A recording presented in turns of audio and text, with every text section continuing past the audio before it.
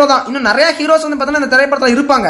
அஸ்வத்தமா அப்படிங்கிற கதாபாத்திரம் வந்து பார்த்தீங்கன்னா ஒரு குட்டி ஹீரோ, மக்களுக்கு நல்லது பண்ணக்கூடிய ஒரு முக்கியமான ஹீரோவா கூட வரலாம். ஆனா மெயின் ஹீரோ நம்ம பிரபாஸ் தான். அவருடைய கேரக்டரை பார்த்தாதான் படம் எப்படி போக போகுது அப்படிங்கிற விஷயமே புரியுங்க. ஸோ இந்த அஸ்வத்தமா அப்படிங்கிறதுமே ஒரு அவதாரம் தான். அதே மாதிரி கல்கி அப்படிங்கிறதுமே ஒரு பெருமாளுடைய அவதாரம் தான். ஸோ இந்த கடவுள்கள் தான் வந்துட்டு இந்த உலகத்தை கடைசி நேரத்தில் காப்பாற்ற போறாங்கிற மாதிரி காட்டுறாங்க. அதாவது வந்து அஸ்வத்தமாங்கிற ஒரு அவதாரம், கல்கி அப்படிங்கிற ஒரு அவதாரம், இன்னும் நிறைய அவதாரங்கள் இந்த திரைப்படத்தில் உள்ள கொண்டு வரலாம். ஸோ வில்லன் வந்து பார்த்தீங்கன்னா கமல்ஹாசன் அப்படின்னு சொல்லிட்டு சொல்றாங்க.